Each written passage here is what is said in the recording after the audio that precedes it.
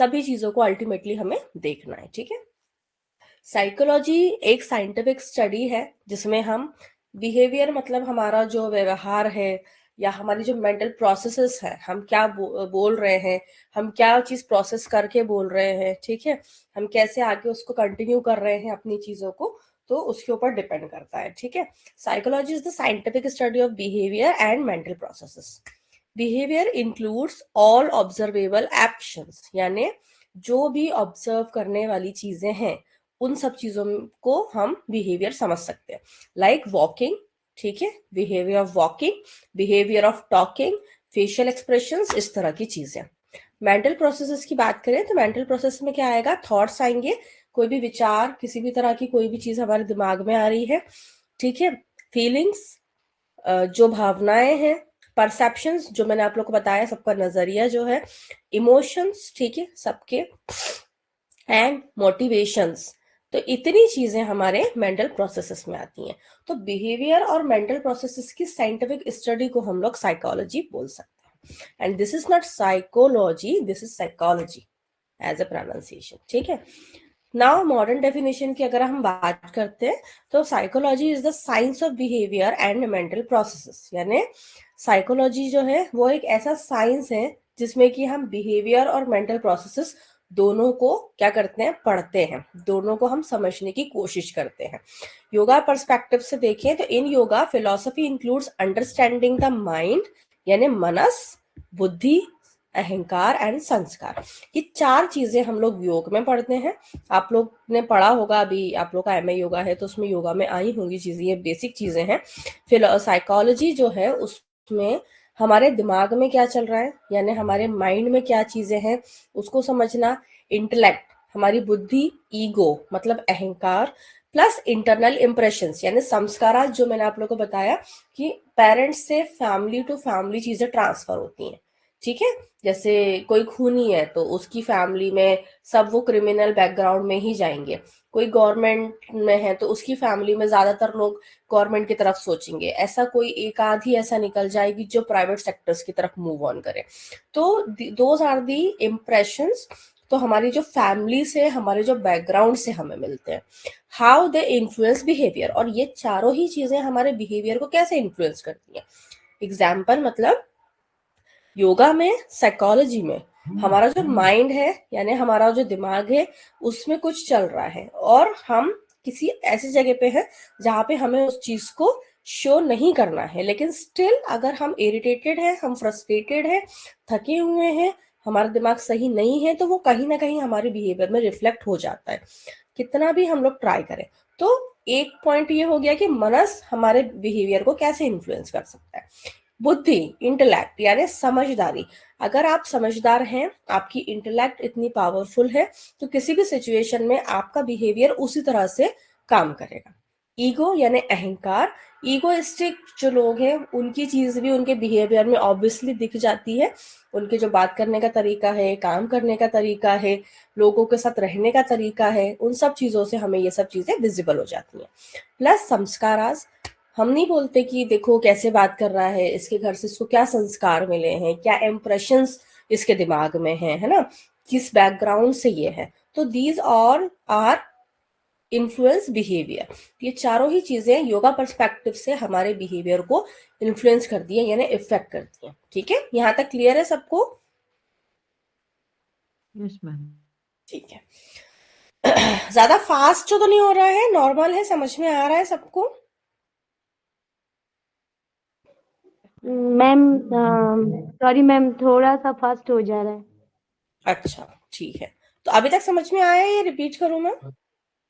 नहीं मैम, समझ में आया अभी तक। आगे थोड़ा करते हैं। डेफिनेशन ऑफ साइकोलॉजी, ये हिंदी में है तो जो लोग हिंदी में पढ़ना चाहें वो लोग भी इसमें देख सकते हैं, ठीक है।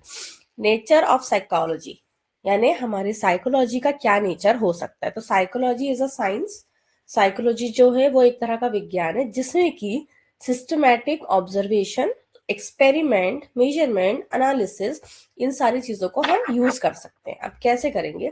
सिस्टमिक ऑब्जर्वेशन क्यों जरूरी है साइकोलॉजी में? क्योंकि वो एक साइंस है, आपको भी पता है कि हर साइंस में एनालिसिस, एक्सपेरिमेंट्स, ऑब्जर्वेशंस, ये सब चीजें हमें देखना पड़ती हैं। किसी चीज को प्रूव करने के लिए। तो ऑब्वियसली बहुत सारी रिसर्चेस हुई होंगी, बहुत सारे एक्सपेरिमेंट्स हुए होंगे लोगों के ऊपर, तभी जाके हमने इतना कुछ लिखा है, इतनी कुछ बुक्स में हम पढ़ने को है, हमारे पास मैटर है। तो यूजेस आर सिस्टमिक ऑब्जर्वेशन, क्योंकि साइकोलॉजी यानी हम किसी के बिहेवियर, किसी के पर्सनैलिटी के बारे में बात कर रहे हैं, तो it uses a systemic observation. Systemic observation मतलब हर चीज को तरीके से समझना। एक्सपेरिमेंट्स तो पता ही है ना, किसी पर्सनालिटी के साथ कोई सिचुएशन में रखकर उसको देखा है कि उससे उसका बिहेवियर कैसे इफेक्ट होता है, किसी से नहीं होता है।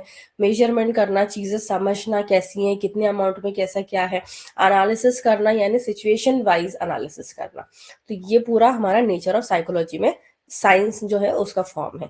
स्टडीज बिहेवियर की अगर हम बात करते हैं तो बहुत overt behaviour and covert behaviour, दो तरह के बिहेवियर्स होते हैं हमारे, एक ओवर्ट होता है, एक कोवर्ट होता है। ओवर्ट मतलब होता है विजिबल एक्शंस, जो हमारे एक्शंस में विजिबल होता है। कोवर्ट बिहेवियर मतलब जो हमारा थिंकिंग पैटर्न है, हमारी इमोशंस हैं, हमारी फीलिंग्स हैं, इस तरह की चीजें क्या होती हैं, कोवर्ट बिहेवियर। तो there is two types of behaviour. Deals with mental process, हमारा साइकोलॉजी का नेचर ये भी है कि वो मेंटल प्रोसेसेस के साथ डील करता है। तो उसमें क्या क्या चीजें आती हैं, cognition, memory, motivation, perception, emotion and personality. इस तरह की जो चीजें हैं ये हमारी एक तरह की मेंटल प्रोसेसेस है। Cognition, memory, motivation, perception, emotion and personality. Practically और अप्लाइड फॉर्म में अगर हम देखते हैं तो एजुकेशन में साइकोलॉजी यूज होती है, थेरेपीज यूज होती हैं। तो प्रैक्टिकली अप्लाइड का मतलब है कि साइकोलॉजी की जरूरत कहाँ कहाँ पड़ रही है हमें। तो एजुकेशन काउंसलिंग्स होती हैं, एकेडमिक्स में थेरेपीज होती हैं, जिनको स्ट्रेस, एंजाइटी है, डिप्रेशन है, किसी भी चीज से परेशान है, या जो डिसाइड नहीं कर पा रहे कि what field we can choose, है ना। स्पोर्ट्स में काउंसलिंग्स होती हैं, हेल्थ काउंसलिंग्स होती हैं जो डॉक्टर्स करते हैं, योगिक काउंसलिंग्स होती हैं, वर्क प्लेस पे होती हैं काउंसलिंग्स, ठीक है। तो इस तरह की चीजों में सब जगह पे साइकोलॉजी का बहुत बड़ा रोल होता है। इंडिविजुअल डिफरेंस की बात करें तो consider that every person is unique. Psychology कहती है हर एक इंसान अलग है, हर एक इंसान इंडिविजुअल है, यूनिक है, उसकी तरह पे कोई दूसरा नहीं हो सकता। कुछ क्वालिटीज विल मैच, तो वो शायद देखकर हो जाती है। हम भी अगर 3 साल से 4 साल से किसी के साथ है तो कुछ आदतें हमारी एक्सचेंज हो जाती हैं, बट हमारा एक जो पर्सनैलिटी है वो चेंज नहीं होता है। प्रोडक्टिव की बात करते हैं तो it helps predict behaviour based on past and current pattern.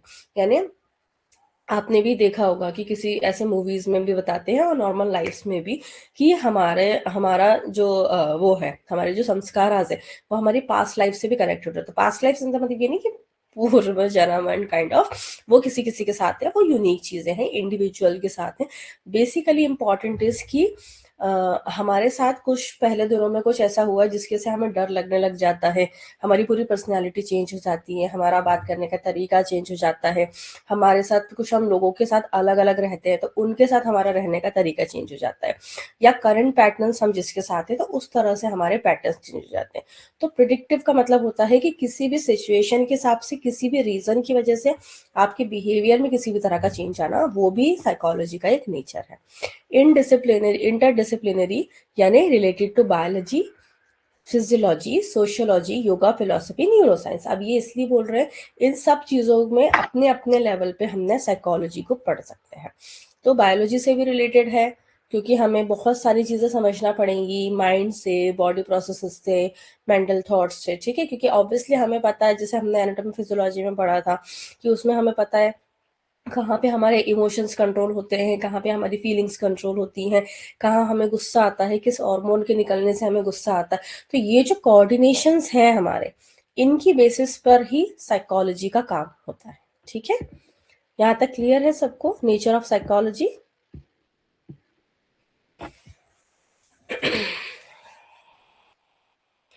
Scope of psychology की बात करते हैं हम। स्कोप क्या क्या है साइकोलॉजी में?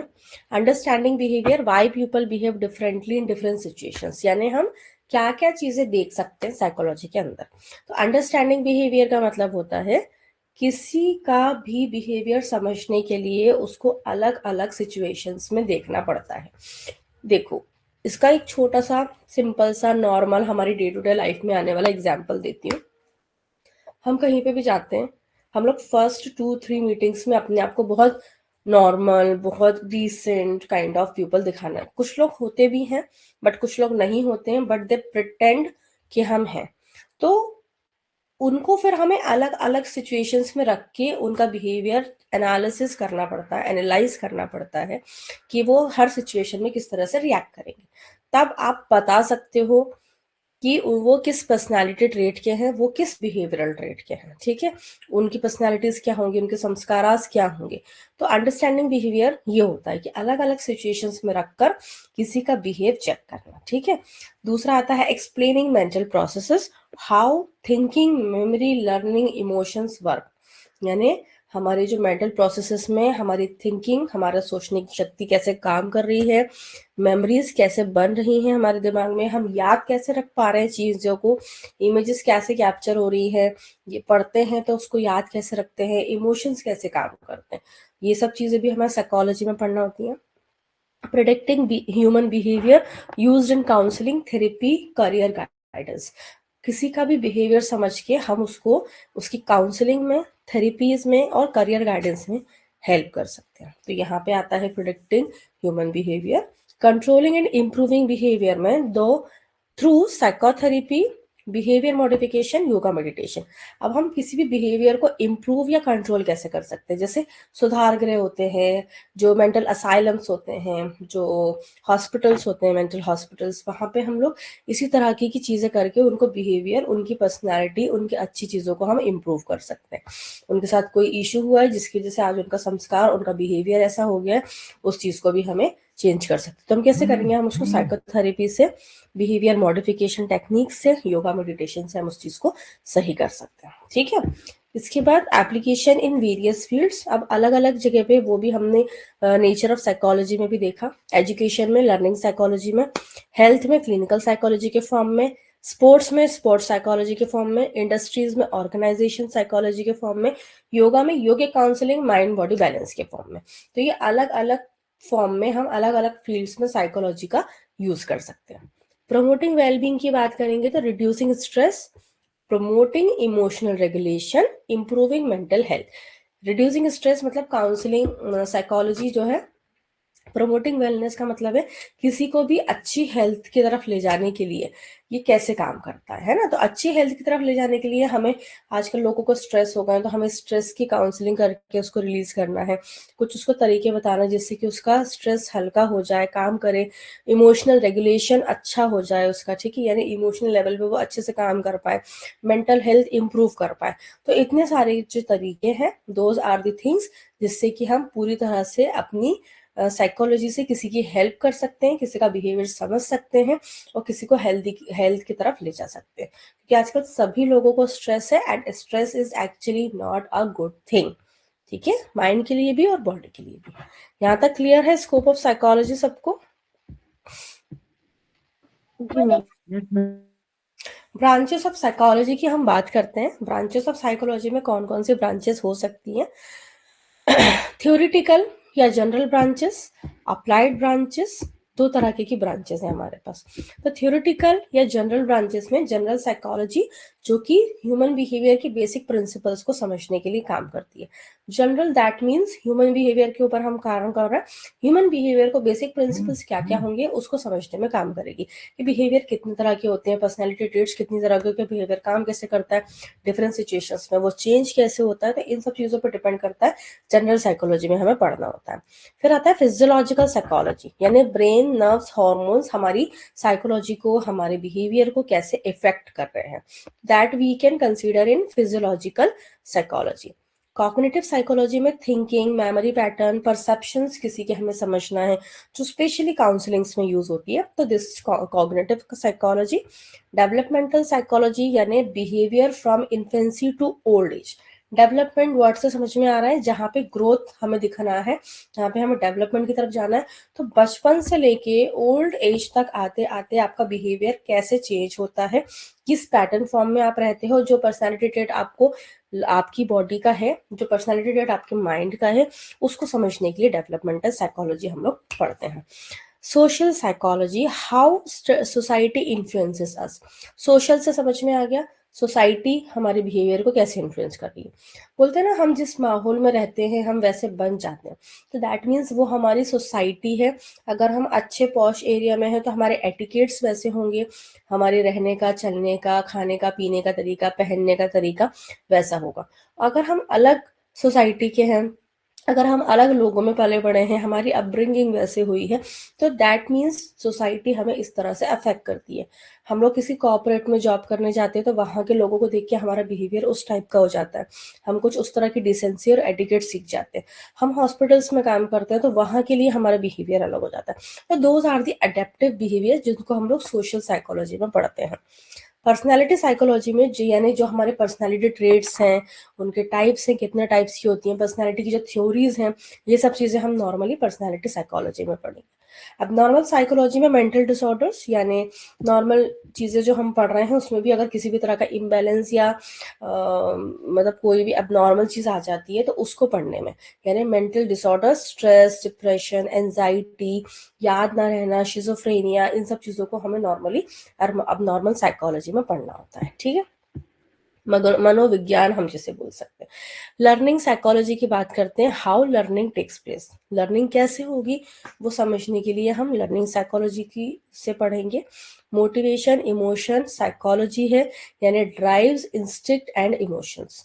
हम कैसे, हमारे ड्राइव्स मतलब हमें काम कैसे करना है, हमारे इंस्टिंक्ट मतलब हमारी सोच क्या है, प्लस इमोशंस, इन सब चीज़ों के लिए मोटिवेशन इमोशन साइकोलॉजी काम करती है। ठीक है, अप्लाइड ब्रांचेस की बात करते हैं, क्या क्या ब्रांचेस और हो सकती हैं जनरल के अलावा। क्लिनिकल साइकोलॉजी जो कि diagnosis and treatment of mental disorders, यानी जो भी हमें एबनॉर्मल मेंटल डिसऑर्डर्स हुए हैं उनके डायग्नोसिस और ट्रीटमेंट के लिए हमें क्या करना है, क्लिनिकल साइकोलॉजी की हेल्प चाहिए होती है। ठीक है, counselling psychology obviously relationship counselling, divorce से पहले जो कोर्ट है वो टाइम देती है लोगों को, है ना, समझने का, किसी के रिलेशनशिप में कोई इश्यूज आ गए, है ना, उन सब चीज़ों को समझने का, स्ट्रेस मैनेज करने के लिए, है ना, इमोशनल सपोर्ट के लिए, इन सब चीज़ों के लिए हमें काउंसलिंग साइकोलॉजी की ज़रूरत होती है। एजुकेशनल काउंसलिंग मैंने आप लोग को बताया कि आजकल हर स्कूल्स कॉलेजेस में, क्योंकि आजकल हर स्टेज में स्ट्रेस जो है वो हो गया है ना, तो उसके लिए हमें क्या करना है, उसके लिए हमें ऐसे ही काम करना है कि जो मतलब लर्निंग टेक्निक, हाँ, लर्निंग टेक्निक्स या क्लासरूम बिहेवियर को देखने के लिए एजुकेशनल साइकोलॉजी हमारी हेल्प करेगी। कि किसी भी बच्चे को आजकल हर स्कूल कॉलेजेस में हम काउंसलर्स देख रहे हैं, जिससे कि आपको हेल्प मिलती है आपके स्ट्रेस को समझने के लिए, किसी बच्चे को क्या प्रॉब्लम है, वो उसमें कब एनजाइटी डेवलप हो गई, उसका बिहेवियर कैसे इफेक्ट हो रहा है उसकी चीज़ों से, इन सब चीज़ों से भी। ठीक है, एक सिंपल सा एग्जांपल लेते हैं कि कोई बच्चा है, अगर उसका कोई छोटा भाई या बहन हुआ है तो उसके बाद उसकी तरफ सबका एक वो कम हो जाता है, तो उसके अंदर भी एक चीज़ें डेवलप होना स्टार्ट हो जाती है, उसकी वजह से पूरा उसका बिहेवियर इफेक्ट हो जाता है, पूरा इन्फ्लुएंस हो जाता है। तो वो सब चीज़ें भी हमें समझना पड़ती है, तो वो स्कूल कॉलेजेस में ज़्यादातर नोटिस होती है, तो वो एजुकेशनल साइकोलॉजी में आएगा। इंडस्ट्रियल ऑर्गेनाइजेशन साइकोलॉजी में वर्क प्लेस बिहेवियर, प्रोडक्टिविटी कैसे हम बढ़ा सकते हैं, एम्प्लॉय मोटिवेशन हम कैसे कर सकते हैं, तो इन सब चीज़ों को आजकल कॉरपोरेट में रखा जा रहा है, काउंसलर्स को, मेडिकल डॉक्टर्स को, या काउंसलर्स की हेल्प ली जा रही है कभी ना कभी उन्हें बुला के, जिससे कि हम अपनी बिजनेस को अच्छा कर पाएँ, हम अपनी प्रोडक्टिविटी सबकी बढ़वा पाएँ। सबको नहीं पता ना कि हमें 8 घंटे में कैसे काम करना है, 12 घंटे में कैसे काम करना है, तो this is important. Industrial organisational psychology के थ्रू हम वो पढ़ सकते हैं। स्पोर्ट्स साइकोलॉजी में मेंटल ट्रेनिंग कैसे होगी, यानी क्रिकेटर्स जो हैं या कोई भी स्पोर्ट्स पर्सन है उसकी मेंटालिटी कैसी होगी, उसको कैसे चीज़ें समझना है, तो वो इम्पोर्टेंट रहेगा मेंटल ट्रेनिंग। मोटिवेशन के लिए एथलीट्स के तो स्पोर्ट्स साइकोलॉजी काम करती है। हेल्थ साइकोलॉजी के लिए connection between health mind behaviour, यानी हेल्थ माइंड और बिहेवियर के बीच में कनेक्शन क्या है उसको समझने के लिए हमें हेल्थ साइकोलॉजी, हेल्थ ही समझ में आ गया जो कि हर एस्पेक्ट को हमें पढ़ना पड़ेगा, हेल्थ माइंड बिहेवियर। ठीक है, योगा साइकोलॉजी मतलब mind in context yoga philosophy, यानी पतंजलि भगवत गीता के थ्रू आप लोगों ने पढ़ा होगा बीएमए में, पतंजलि भगवत गीता के थ्रू हमारा माइंड क्या हमारा माइंड क्या कह रहा है, हमारे पर्सनैलिटी ट्रेट्स क्या कह रहे हैं, वो सब। एनवायरमेंटल साइकोलॉजी में how surroundings affect behaviour, environment हमारी बिहेवियर को कैसे अफेक्ट कर सकता है। अगर हम परेशान हैं, हमें स्ट्रेसफुल सिचुएशन है, तो इन सब चीज़ों में ये कैसे अफेक्ट कर सकती है, वो अपन को देखना है। प्लस फॉरेंसिक साइकोलॉजी यानी कि लीगल सिस्टम, जो मैंने आप लोगों को बताया, सुधार गृह वगैरह, जहाँ पे जैसे कोई छोटे बच्चे ने क्राइम कर दिया तो 18 से अगर नीचे हैं, नाबालिग हैं, तो उनको वहां नहीं भेजा जाता है, उनको सुधरने का मौका दिया जाता है। तो वो कहाँ, फॉरेंसिक साइकोलॉजी को हम बोल सकते हैं, जहाँ पे लीगल सिस्टम से जो कनेक्टेड होते हैं। तो उनको सुधारना, चीजें समझना, क्रिमिनल माइंड्स को समझना, इन सब चीजों के लिए फॉरेंसिक साइकोलॉजी को हम रखते हैं। यहाँ तक क्लियर है सबको branches of psychology? Yes ma'am. Goals of psychology की हम बात करते हैं। Psychology has 4 primary goals. कौन कौन से? डिस्क्राइब बिहेवियर, अंडरस्टैंड यानी explain behaviour, predict behaviour, control या मॉडिफाई बिहेवियर। ठीक है, तो डिस्क्राइब बिहेवियर में क्या होता है? To observe and record behaviour as it happens. यानी डिस्क्राइब बिहेवियर में वो बिहेवियर जिस तरह से हो रहा है उसको हमें समझ के रिकॉर्ड फॉर्म में लेकर आना।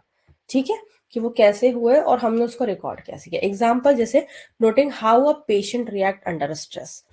स्ट्रेस में पेशेंट कैसे रिएक्ट करता है उसको हमें नोटिस करना है, उसको हमें समझना है। ठीक है, तो understand how patient react under stress, या किसी भी सिचुएशन में कोई इंसान कैसे रिएक्ट कर रहा है, just observe and record, interference नहीं, just observe and record, this is the describe behaviour. फिर अंडरस्टैंड की बात करते हैं, तो एक्सप्लेन बिहेवियर में to find out why a behaviour occurs, हम कैसे समझेंगे कि बिहेवियर ऐसा क्यों हुआ, क्यों चेंज हुआ। तो why does anxiety increase in certain situations, किसी किसी सिचुएशन में हमें बहुत ज्यादा गुस्सा आ जाता है, किसी सिचुएशन में हम बहुत काम होते हैं, किसी किसी सिचुएशन में हम बहुत ज्यादा चिड़चिड़ चिड़चिड़ करते हैं, फ्रस्ट्रेट हो जाते हैं, इरिटेट हो जाते हैं। तो ये बिहेवियर भी हमें समझना होता है। प्रिडिक्ट बिहेवियर, प्रिडिक्ट बिहेवियर का मतलब है कि हमें साइकोलॉजी, हमें बिहेवियर को समझना है, यानी using knowledge to predict future behaviour. जैसे आज हमने उसको समझा दिया, फॉर एग्जाम्पल जो घर में चीजें होती हैं कि आज हमने किसी के अंदर कोई चीज बिल्ड कर दी है दिमाग में, अब वो कल उस चीज के लिए कैसे रिएक्ट करेगा। बचपन से हमने बच्चे को जो चीजें समझाई हैं, अब वो उस चीज के लिए कैसे रिएक्ट करेगा। तो these are the predict behaviour. Predicting relapse in an addiction patient, addiction patients के अंदर भी ये चीज हम वो कर सकते हैं, क्योंकि हम उनको समझा रहे हैं, हम उनके काउंसलिंग्स कर रहे हैं, तो उसके ऊपर डिपेंड करता है।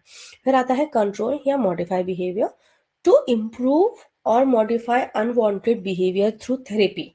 यानी हमारा एक गोल ये भी है कि हम किसी भी बिहेवियर को कंट्रोल कैसे कर सकते हैं या मॉडिफाई कैसे कर सकते हैं, इम्प्रूव कैसे कर सकते हैं। तो थेरेपीज के थ्रू, काउंसलिंग्स के थ्रू, योगा करवा के, लाइफस्टाइल चेंजेस करके, using meditation to reduce stress, है ना।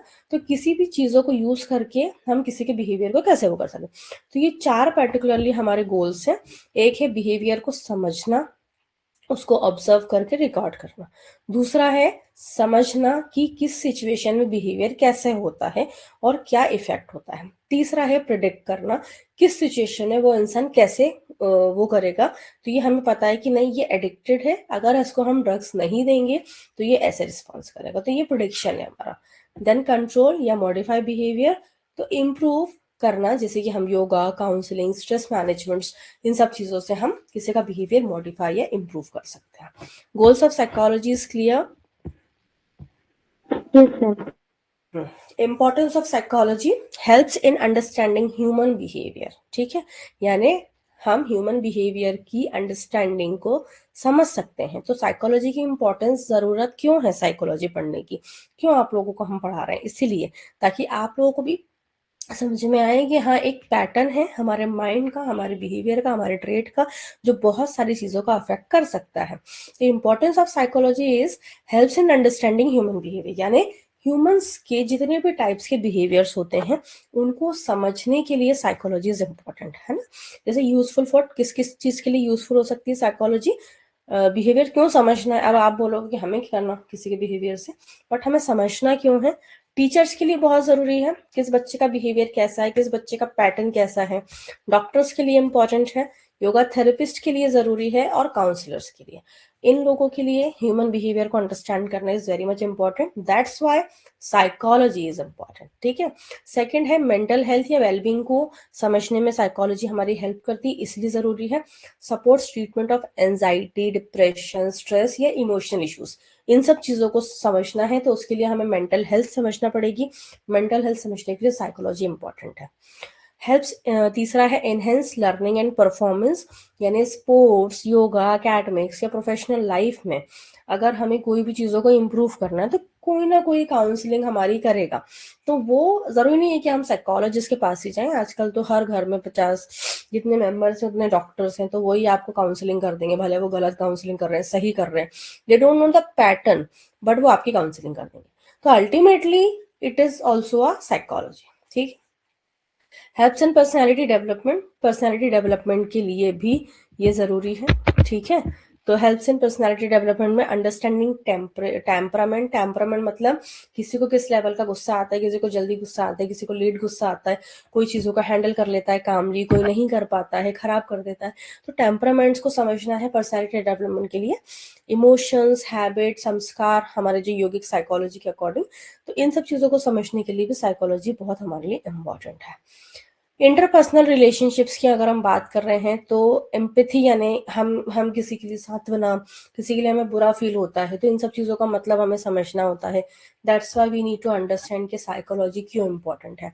किसी की empathy, communication skills, emotional regulations, इन सब चीज़ों को समझने के लिए भी साइकोलॉजी पढ़ना जरूरी है। Useful in yoga and naturopathy, yes, helps understand mind body connection. Yoga naturopathy में सबसे इम्पॉर्टेंट चीज ही यही है कि हमें लोगों के दिमाग समझना है, उनको काउंसिल करना है, तभी हम उनकी हेल्थ कर पाएंगे। फिजियोलॉजिकल जो उनको पैथोलॉजिकल डिसऑर्डर्स हैं उनमें, सब चीज़ों में, तो इसलिए उनका mind body connection is important. Stress response के लिए, रिलैक्सेशन टेक्निक्स के लिए हमें उनको योगा नेचुरोपैथी में, इसलिए साइकोलॉजी की इतनी इंपॉर्टेंस है। Last and the seven is support social harmony, यानी useful in dealing with conflict, social problems, group behaviour. हम किसी भी कॉन्फ्लिक्ट्स, यानी कोई भी रुकावट आ रही है, कोई भी प्रॉब्लम आ रही है, उसको हम कैसे कंट्रोल करेंगे, कैसे बिहेव करना है हमें, ठीक है। हमारी सोशल प्रॉब्लम्स को हम लोग कैसे कवर अप कर सकते हैं, ग्रुप बिहेवियर्स को हम कैसे समझ सकते हैं, इसलिए यहाँ पे सपोर्ट सोशल हार्मनी इंपॉर्टेंट है, ठीक है। Importance of psychology is clear. जी मैम। अब मैं आगे और नहीं पढ़ा रही हूँ क्योंकि आज लोग बहुत कम हैं, तो मैं अभी पूरा पढ़ा दूंगी और आप लोग के एग्जाम्स भी आने वाले हैं, तो सर ने मुझे थोड़ा सा फास्ट का तो बोला है लेकिन कोई आया ही नहीं है। मेथड्स ऑफ स्टडीज कैसे मैं पढ़ा सकती हूँ, methods of study in psychology, क्योंकि वो बहुत इंपॉर्टेंट है। इंट्रोडक्शन था तो इसलिए मैंने पढ़ा दिया। आप लोग को कोई डाउट हो यहाँ तक, या कुछ भी छोटा सा एक रिवीजन चाहिए हो या कुछ पूछना हो तो आप लोग पूछ सकते हैं मुझसे, क्योंकि मेथड्स ऑफ साइकोलॉजी में चाह रही हूँ कि सभी लोग हों, नहीं तो समझ में नहीं आएगा किसी को भी। किसी को कुछ पूछना हो।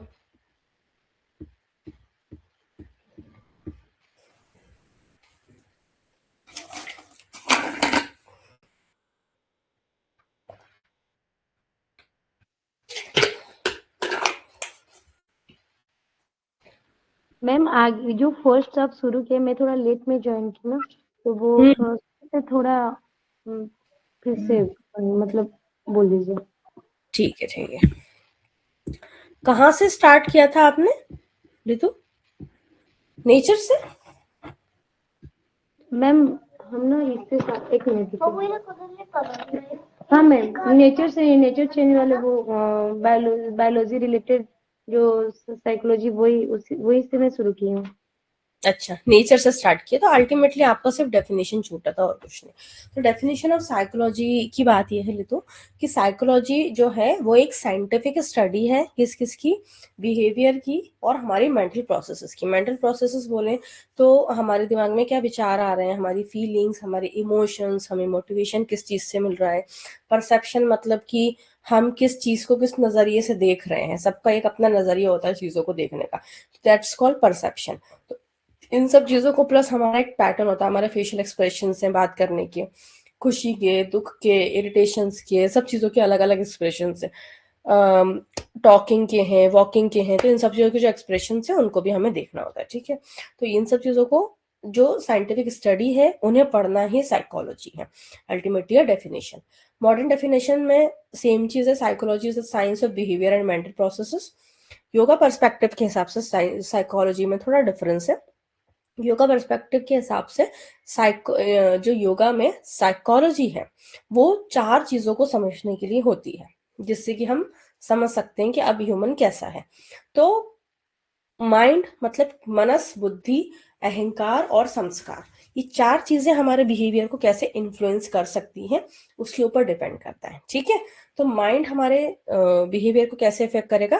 फॉर एग्जाम्पल, हमारा दिमाग अच्छा है नहीं है, लेकिन वो चीज मतलब हम ऑब्वियसली वो हमारा पर्सनैलिटी ट्रेट नहीं है कि हम जरा जरा सी बात पे गुस्सा हो। मेरा ऐसा पर्सनैलिटी ट्रेट नहीं है कि मैं जरा जरा सी बात में चिढ़ूं या गुस्सा हूं, लेकिन कोई ना कोई बैक ऑफ द माइंड मेरे दिमाग में कोई रीजन है, कोई प्रॉब्लम है, मुझे कोई हेल्थ इश्यूज है जिसकी वजह से मेरे बिहेवियर में वो चीज आ रही है कि मैं इरिटेट हो रही हूँ, मुझे छोटी छोटी सी चीजों में गुस्सा आ रहा है, ठीक है।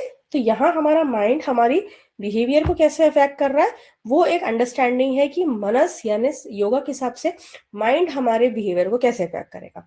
दूसरा है इंटेलेक्ट या बुद्धि। आप समझदार हो, आपकी समझदारी धीरे धीरे करके आपके बिहेवियर में रिफ्लेक्ट होने लग जाती है। छोटे रहते तो हमारा बिहेवियर का पैटर्न अलग होता है, हम एक एज में आते हैं, हम बड़े होते हैं, हमारी रिस्पॉन्सिबिलिटीज आती हैं, तो इंटेलेक्ट यानी बुद्धि के हिसाब से हमारे बिहेवियर में जो चेंजेस आते हैं वो हमें देखना है। ईगो यानी ईगोइस्टिक अगर हम हैं तो हम हर चीज को कैसे हैंडल कर रहे हैं, हमारे बिहेवियर में वो चीज रिफ्लेक्ट होती है। तो ईगो वहां पे हमें कैसे इफेक्ट कर रहा है। प्लस इंटरनल इम्प्रेशंस यानी संस्कार, हम अपनी फैमिली से किस बैकग्राउंड से हैं, हमारे संस्कार कैसे हैं, हम किस एनवायरनमेंट से हैं, किस सिचुएशन से हैं, तो ये जो चीजें होती हैं ये हमारे बिहेवियर को कैसे इन्फ्लुएंस कर रही हैं। फॉर एग्जांपल, कोई क्रिमिनल बैकग्राउंड से है, कोई मेडिकल बैकग्राउंड से है, कोई पुलिस डिपार्टमेंट बैकग्राउंड से है ना। तो ये सब चीजें हमारे बिहेवियर में कहीं ना कहीं रिस्पॉन्स करती हैं। जैसे नॉर्मली हम लोग बोलते हैं कि अरे आर्मी बैकग्राउंड से हैं इसीलिए इतने ज्यादा डिसिप्लिन है, तो वो सब चीजें कहीं ना कहीं हमारे बिहेवियर को इन्फ्लुएंस करती हैं। तो जब ये 4 चीजें हमारे बिहेवियर को कैसे इन्फ्लुएंस करेंगी, अफेक्ट करेंगी, वो योगा पर्सपेक्टिव से साइकोलॉजी है, ठीक है। क्लियर है यहाँ तक ले तो? Yes ma'am. ठीक है, बाकी नेचर ऑफ साइकोलॉजी से तो आपने पढ़ा ही है। किसी और को और भी डाउट हो तो मुझे बताइए, अदरवाइज नहीं है हमारे पास।